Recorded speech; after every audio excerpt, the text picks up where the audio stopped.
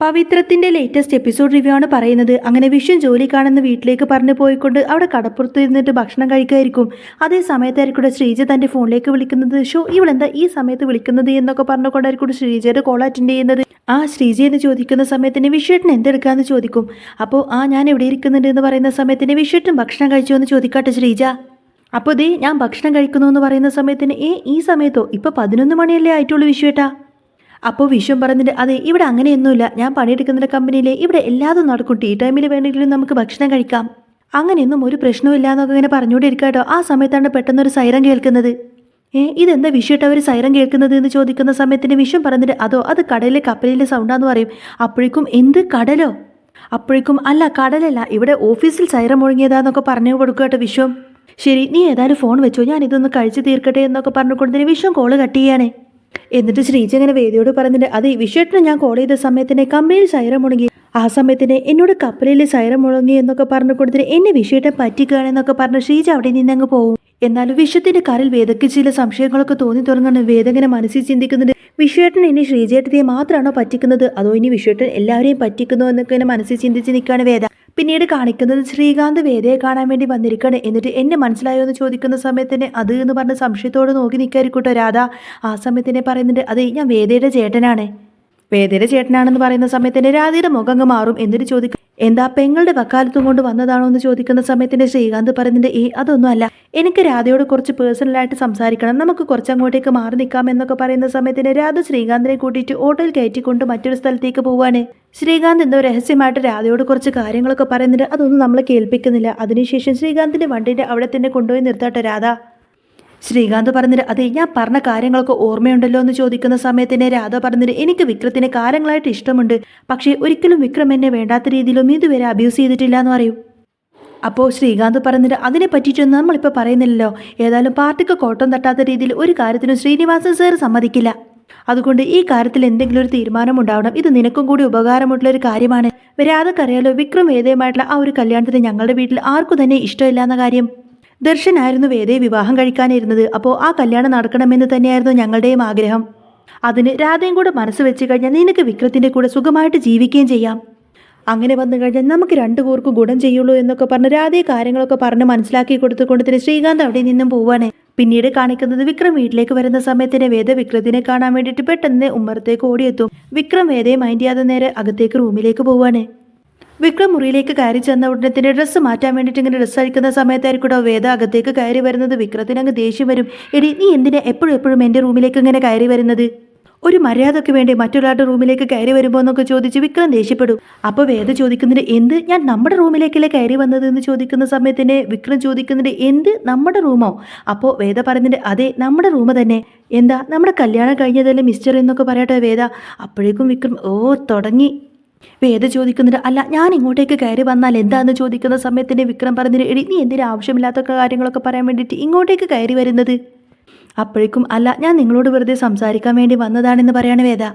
വിക്രം അങ്ങനെ ദേഷ്യപ്പെട്ട് പറഞ്ഞിട്ട് നിന്നോട് പറഞ്ഞിട്ടൊന്നും കാര്യമില്ല, നിന്റെ മുത്തശ്ശിയാണ് നിന്നെ ഇങ്ങനെ വളർത്തി വഷളാക്കിയിരിക്കുന്നത്. അപ്പോഴേക്കും വേദ എൻ്റെ മുത്തശ്ശി ചുമ്മാ പറഞ്ഞാലുണ്ടല്ലോ എന്നൊക്കെ പറഞ്ഞ് വേദ അങ്ങ് ദേഷ്യപ്പെടുന്ന സമയത്തന്നെ പിന്നീട് പറയുന്നത് ശ്രീനിവാസൻ സാറെ പറ്റിയിട്ടായിരിക്കും.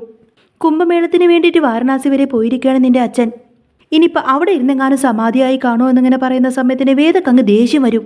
വേദ പറഞ്ഞിട്ട് ദേ വിക്രം നിങ്ങൾ എൻ്റെ അച്ഛനെ കുറിച്ചാണ് പറയുന്നത് കേട്ടോ, അതെ സമാധി എന്ന വാക്കിനർത്ഥം നിങ്ങൾക്കറിയോ എന്ന് ചോദിക്കുന്ന സമയത്തിന് വിക്രം പറഞ്ഞിട്ട് അതെ ഞാൻ ഇനിയും പറയും സമാധി സമാധി സമാധി.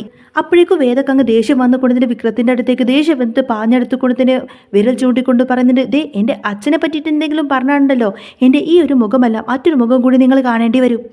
അപ്പോൾ വിക്രം പറഞ്ഞിട്ട് അതെ നീ ഒരു കാര്യം ചെയ്യുക, ആ ദർശനില്ലേ പാവം നിന്നെ കല്യാണം കഴിക്കണമെന്നൊക്കെ പറഞ്ഞ് ആഗ്രഹിച്ച് നടന്നതായിരുന്നു, എന്നിട്ടിപ്പോൾ മറ്റുള്ളവരുടെ മുന്നിൽ വെച്ച് ആകെ നാണം കെട്ടിരിക്കുകയാണ്, നീ പോയിട്ട് അയാളെങ്ങ് വിവാഹം കഴിക്ക്, എന്നിട്ട് നീ പോയിട്ട് അയാളുടെ കൂടെ സുഖമായിട്ടങ്ങ് ജീവിക്കാൻ നോക്ക് എന്നൊക്കെ പറയട്ടെ വിക്രം.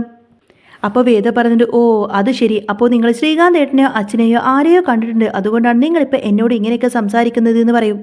വേദക്കങ്ങ് ദേഷ്യം വന്നിട്ട് ഈ കത്തി വെച്ചൊരു കുത്തങ്ങ് ഞാൻ തരും കേട്ടോ എന്നൊക്കെ പറഞ്ഞ് വേദ ഇങ്ങനെ വിക്രത്തിൻ്റെ നേർക്കങ്ങ് ഓങ്ങുന്ന സമയത്തിന് വിക്രം പേടിച്ചിട്ട് അയ്യോ കുത്തല്ലേ എന്നങ്ങ് പറയാണ്. ആ സമയത്തിന് വേദ പറയുന്നത് ദേ കണ്ടില്ലേ, ദേ ഒരു പെണ്ണ് കത്തി കൊണ്ട് കുത്താൻ വെക്കുന്ന സമയത്തിന് നിങ്ങൾ അങ്ങ് പേടിച്ചു പോകും, അതേ മാത്രമുള്ള ധൈര്യം മാത്രമേ നിങ്ങൾക്കുള്ളൂ എന്നൊക്കെ പറഞ്ഞ് വേദ ഇങ്ങനെ കളിയാക്കും. എന്നിട്ട് താഴെ വീണ ആ ഒരു ഷർട്ട് എടുക്കുന്ന സമയത്തിന് വിക്രം വേദയുടെ കയ്യിൽ നിന്ന് അത് തട്ടിപ്പറിച്ച് വാങ്ങിക്കും. വേദ പറഞ്ഞിട്ട് അതെ ഞാൻ നിങ്ങളുടെ മസിൽ കാണാൻ വേണ്ടിയിട്ട് വന്നതൊന്നുമല്ല. അതെ എനിക്കൊരു കാര്യം പറയാനുണ്ട്. വിഷേട്ടൻ ദിവസം ഇവിടെ ജോലിക്ക് നിന്നൊക്കെ പറഞ്ഞ് ഇവിടെ നിന്ന് പോകുന്നുണ്ട്. പക്ഷേ അവരുടെ സംസാരം കേട്ടിട്ട് അതത്ര പന്തിയല്ലാന്ന് എനിക്ക് തോന്നി. അവർ ജോലി ചെയ്യുന്ന സ്ഥലത്തെ അഡ്രസ്സ് ഞാൻ തരാം. എന്നിട്ട് ആ അഡ്രസ്സ് കൊണ്ടുപോയിട്ട് നിങ്ങൾ അവിടെ വരെ പോയിട്ടൊന്ന് അന്വേഷിക്കണം. വിഷേട്ടൻ ഇവിടെ നിന്ന് ജോലിക്ക് തന്നെയാണ് പോകുന്നത് എന്ന കാര്യത്തെ പറ്റിയിട്ട് നിങ്ങളൊന്ന് അന്വേഷിക്കണമെന്ന് പറയാണ് വേദ. ആ ഒരു കാര്യം നിങ്ങളോട് പറയാൻ വേണ്ടിയിട്ടാണ് ഞാൻ ഇങ്ങോട്ടേക്ക് വന്നത് എന്നിങ്ങനെ വേദ പറയുന്ന സമയത്തിന് ആ ശരി ഞാൻ അന്വേഷിക്കാമെന്ന രീതിയിലായിരിക്കും വിക്രം പറയുന്നത്. എന്നിട്ട് വേദ ഇങ്ങനെ വിക്രത്തിനോട് പറഞ്ഞിട്ട് അതെ നിങ്ങളുടെ ബോഡി അത് അത്ര നല്ലതൊന്നുമല്ല കേട്ടോ. നിങ്ങൾ ആകെ തടിച്ച് കുഴപ്പമില്ല, കുറച്ച് വ്യായാമമൊക്കെ നല്ലതാണ് എന്നൊക്കെ പറഞ്ഞു കൊടുത്തിട്ട് വേദ അവിടെ നിന്നും പോകും. അങ്ങനെ വേദ പോയതിനു ശേഷം വിക്രം തന്നെ താനെങ്ങനെ നോക്കിയിട്ട് പറയുന്നുണ്ട് ആ വേദ പറഞ്ഞതിലും കാര്യമുണ്ട്, ആകെ തടിച്ച് വയറൊക്കെ ഇങ്ങനെ തൊട്ട് നോക്കാൻ കേട്ടോ. അപ്പോഴേക്കും വേദ അങ്ങനെ ഒളിഞ്ഞു നോക്കിക്കൊണ്ട് ഹലോ മിസ്റ്റർ, തിരിച്ചറിവ് നല്ലതാ, അത് നിങ്ങൾക്ക് ഗുണം ചെയ്യുമെന്നൊക്കെ പറഞ്ഞ് വീണ്ടും വേദ അവിടെ നിന്നും പോവും. അപ്പോഴേക്കും വിക്രം വീണ്ടും തൻ്റെ ശരീരം അതുപോലെ വയറൊക്കെ ഇങ്ങനെ ഞെരുക്കി പിടിച്ച് നോക്കുകയാണേ. അവൾ പറഞ്ഞത് ശരിയാണല്ലോ, ഞാൻ ആകെ തടിച്ചു കൊഴുത്തിരിക്കുന്നു എന്നൊക്കെ ചിന്തിച്ച് അവിടെ അങ്ങ് ഇരുന്നു പോവാട്ടോ വിക്രം. പിന്നീട് കാണിക്കുന്നത് രാധ ഏതായാലും ശ്രീനിവാസൻ സാറെ കാണാൻ വേണ്ടിയിട്ട് അങ്ങോട്ടേക്ക് വന്നിരിക്കുകയാണ്. സഖാവിനെയോട് എനിക്ക് കുറച്ച് കാര്യങ്ങൾ സംസാരിക്കാണ്ട് എന്ന് പറയാണ് രാധ. ആ സമയത്തിന് ശ്രീനിവാസൻ സാർ പറഞ്ഞിട്ട് ആഹാ അമ്മ വിളിക്കുന്നത് പോലെയാണല്ലോ സഖാവ് എന്നൊക്കെയാണല്ലോ വിളിക്കുന്നത്. ഏതായാലും സഖാവ് ഇരിക്കുക എന്ന് പറയാണ്. രാധ അങ്ങനെ പറഞ്ഞു തുടങ്ങുന്നുണ്ട് സഖാവിനറിയാലോ ഞാനും വിക്രമും ഒരുപാട് കാലമായിട്ട് ഇഷ്ടത്തിലാണ് എന്ന കാര്യം. അപ്പോൾ ശ്രീനിവാസൻ സാറ് പറഞ്ഞിട്ട് നീയും വിക്രമും ഇഷ്ടത്തിലാണ് എന്നൊന്നും പറയണ്ട, നിനക്ക് മാത്രമേ ഇഷ്ടമുള്ളൂ, വിക്രത്തിനൊരിക്കലും അങ്ങനെ ഒരു ഇഷ്ടം നിന്നോടില്ല അല്ലേന്ന് ചോദിക്കാട്ടോ ശ്രീനിവാസൻ സാറ്. അപ്പോൾ രാധ പറഞ്ഞിട്ട് അതങ്ങനെ വിക്രം തുറന്നു പറഞ്ഞിട്ടില്ലെങ്കിലും എനിക്കറിയാം വിക്രത്തിനോട് ഇഷ്ടമുണ്ട് എന്ന് പറയുന്ന സമയത്തിന് ശ്രീനിവാസൻ സാറ് പറയുന്നുണ്ട് ആ കാര്യമൊന്നും വിക്രം ഇതുവരെ എന്നോട് പറഞ്ഞിട്ടില്ല, അങ്ങനെ ഒരു ഇഷ്ടമില്ല എന്ന് തന്നെയാണ് എൻ്റെയും ഒരറിവ്. അപ്പോൾ രാധ പറഞ്ഞിട്ട് ആയിക്കോട്ടെ എന്നോട് ഇഷ്ടമില്ല ശരി ഞാൻ സമ്മതിച്ചു, അതുപോലെ തന്നെ ആ വേദനയോടുമില്ല. അവളെ വിക്രം അങ്ങനെ ഒരു സാഹചര്യത്തിൽ അവളുടെ കഴുത്തിൽ താലി കെട്ടിയെന്നല്ലേ ഉള്ളൂ. അവളെ ഒരിക്കലും വിക്രം ഭാര്യയായിട്ട് അംഗീകരിച്ചിട്ടോ അവർ തമ്മിൽ സ്നേഹിക്കുന്ന ഒന്നും തന്നെയില്ല. എന്നിട്ട് പോലും നിങ്ങളുടെ പ്രോഗ്രസീവ് പാർട്ടി അവരെ ഒന്നിക്കാൻ വേണ്ടിയിട്ടുള്ള സാഹചര്യമൊക്കെ ഉണ്ടാക്കി കൊടുത്തില്ലേ? നിങ്ങൾ മാത്രമല്ലേ അവരെ ഭാര്യ ഭർത്താക്കന്മാരായിട്ട് അംഗീകരിച്ചതുള്ളൂ എന്നൊക്കെ ചോദിക്കാട്ടോ രാധ. അപ്പോഴേക്കും ശ്രീനിവാസൻ സാർ പറഞ്ഞിട്ട് അപ്പോഴത്തെ ഒരു സാഹചര്യത്തിൽ എനിക്ക് അങ്ങനെയൊക്കെ ചെയ്യേണ്ടി വന്നു എന്ന് പറയും. അപ്പോഴേക്കും രാധ പറഞ്ഞിട്ട് നിങ്ങളുടെ ഒരു സാഹചര്യം, അപ്പോഴത്തെ ഒരു സാഹചര്യത്തിൽ നിങ്ങൾ അങ്ങനെ ചെയ്തെങ്കിൽ പോലും എനിക്കതിൻ്റെ പേര് നഷ്ടം മാത്രമല്ലേ ഉണ്ടായതുള്ളൂ എന്ന് പറയാണ് രാധ.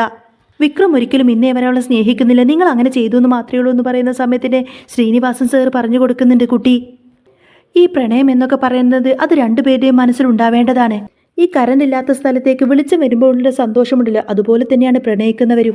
ഞങ്ങളുടെ കാലത്ത് അതിന് ലൈൻ വലിക്കാണെന്നാ പറയുന്നത്, ഒരാളുടെ മനസ്സിൽ നിന്ന് മറ്റൊരാളുടെ മനസ്സിലേക്ക് ലൈൻ വലിക്കുന്നത്. അങ്ങനെ വന്നു കഴിഞ്ഞാൽ ഒരാളുടെ മനസ്സിൽ നിന്നും മറ്റൊരാളുടെ മനസ്സിലേക്ക് പ്രകാശം പരത്താൻ പറ്റും. വിക്രത്തിന്റെ മനസ്സിലേതായാലും അങ്ങനെ ഒരു വെളിച്ചം ഉണ്ടായിട്ടില്ല, നിന്നെക്കുറിച്ച് തീരെ പ്രണയം ഉണ്ടായിട്ടില്ല എന്ന് പറയും.